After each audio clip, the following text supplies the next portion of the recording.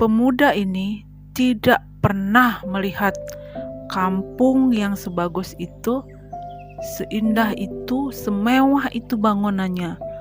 Orang-orangnya pun terlihat begitu cantik. Perempuan-perempuannya begitu cantik. Namun anehnya, kampung itu yang terlihat hanya perempuan. Dia tidak melihat anak-anak, dia tidak melihat laki-laki.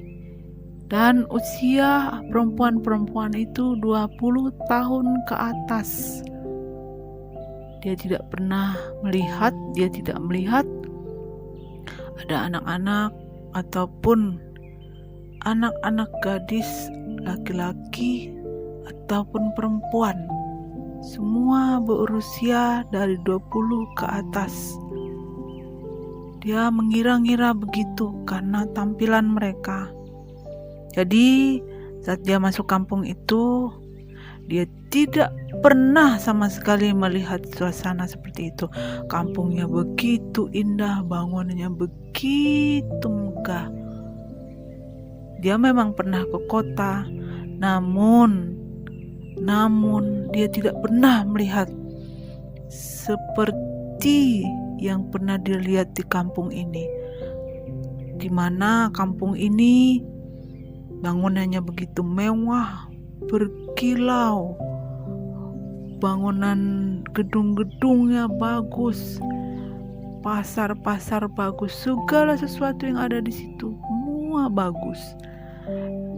Jadi dia terheran-heran. Saat itu suasananya begitu terang di tengah malam itu. Karena kondisinya kan dia sampai di situ sudah agak malam, sudah menjelang jam 10 atau jam 11 malam. Jadi dia pikir saat dia masuk kampung itu mungkin orang-orang akan mengenali dia atau bertanya, atau dia bertemu dengan orang-orang yang dia kenal.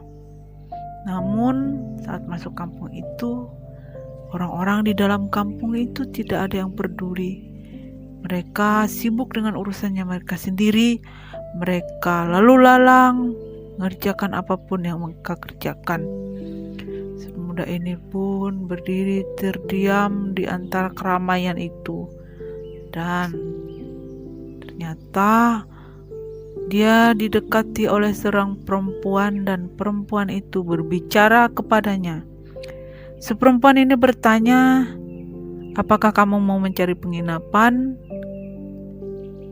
Dan sebelum dia mendengar jawaban pemuda itu, dia pun berbicara kembali, "Kamu boleh menginap tempat saya, karena rumah saya besar dan tidak ada orang tinggal di dalamnya, hanya saya sendiri," kata perempuan itu.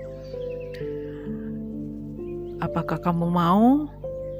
Laki-laki ini, pemuda ini berpikir dia mungkin lebih baik menginap di kampung ini karena sudah malam dan tidak mungkin dia meneruskan perjalanan untuk pulang ke kampung dia, karena mungkin dia akan lebih tersesat lagi kalau sudah malam begini, karena dia tidak membawa lampu penerangan. Dia pikir begitu kan, mana dia sudah lapar, sudah kelelahan, sudah berputar-putar sejak tadi sore.